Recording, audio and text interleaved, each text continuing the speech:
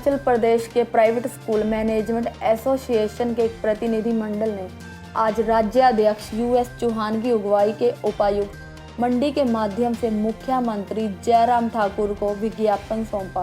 Association का कहना है कि सरकार की तरफ से लॉकडाउन के दौरान व उसके बाद प्राइवेट स्कूलों को लेकर जो बयान आ रहे हैं उससे न केवल अभिभावकों में असमंजस की स्थिति बनी हुई है बल्कि प्राइवेट स्कूल प्रबंधन भी परेशानी में आ चुका है।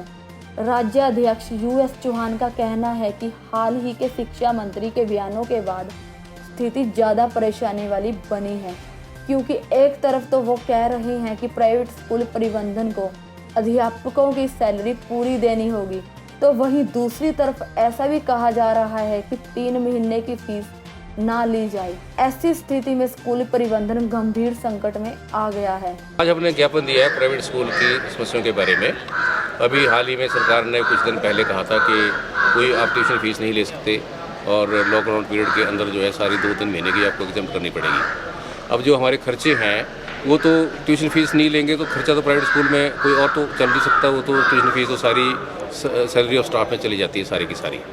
उसके अलावा भी हमारे बहुत सारे खर्चे होते हैं, ट्रांसपोर्टेशन का खर्चा होता है, मेंटेनेंस का खर्चा होता है और ये चीज़ें जो अभी उसके बाद उन्होंने कहा कि अब आप ट्यूशन फीस ले सकते हैं, पहले बोला ले नहीं सकते हैं।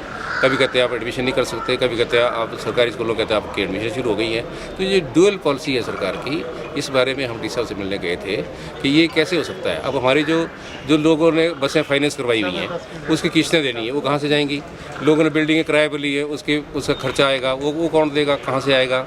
उसके अलावा कितने खर्चे स्कूलों के होते हैं। एक बस के ऊपर 2-2 आदमी लगते हैं, एक कैलेंडर चाहिए होता है, एक उसमें हेल्पर चाहिए होता है और ड्राइवरों की सैलरी है, बसों के मेंटेनेंस के खर्चे हैं, डीजल का खर्चा है, मेंटेनेंस है, टायर है, रिपेयर है। तो ये सारे इतने मिसलेनियस खर्चे आते हैं। तो ये ट्यूशन फीस पहले बोला नहीं लेनी है, अब ट्यूशन फीस अगर ले सकते हो तो उससे भी क्या हो जाएगा? उससे कुछ होने वाला नहीं है। हमारे सब स्कूलों की सिचुएशन जियोग्राफिकली सबकी अलग अलग होती है, स्ट्रेंथ सबकी अलग अलग होती है। तो हमारा जो सिमिलरिटी यूनिफॉर्म पैटर्न जो हो ही नहीं सकता। तो इसलिए हमारे पर दबाव, हमारा तो इंडिपेंडेंट एंटिटी है।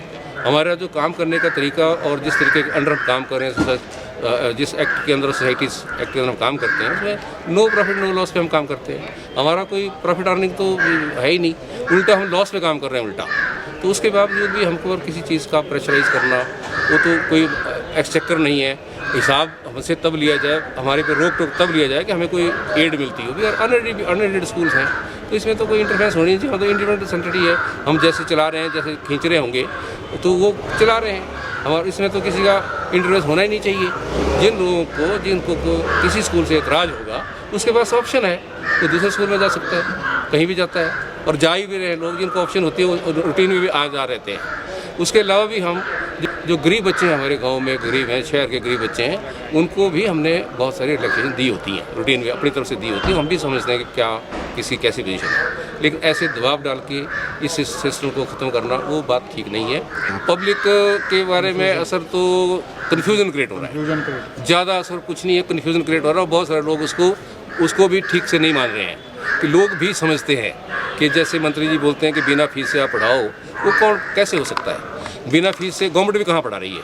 इवन लॉकडाउन पीरियड में भी कहाँ बिना फीस से पढ़ा रही है? जितना पैसा वो गवर्नमेंट के कहते हैं ये फ्री है और वो फ्री है, वो तो बजट से चल रहा है। वो तो उसका जो सारा जो रेवेन्यू शीट है स्टेट की, उस एक्सचेकर से जो बजट दिया जाता है उससे पैसा चल रहा है। वो फ्री तो कहीं भी नहीं है, वहाँ भी फ्री नहीं है। एसोसिएशन का कहना है कि लॉकडाउन के दौरान प्राइवेट स्कूलों का आर्थिक ढांचा पूरी तरह से चरमरा गया है।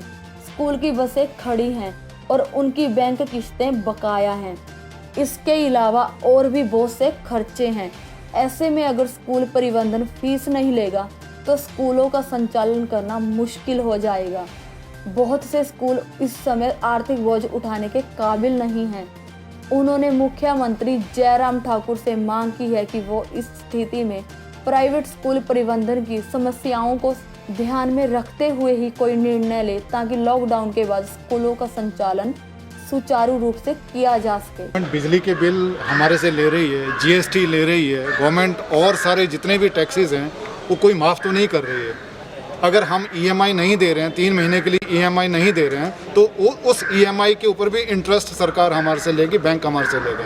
तो गवर्नमेंट अपनी तरफ से क्या वेव ऑफ कर रही है, और फिर प्राइवेट स्कूलों के ऊपर इस तरह का दबाव किस लिए?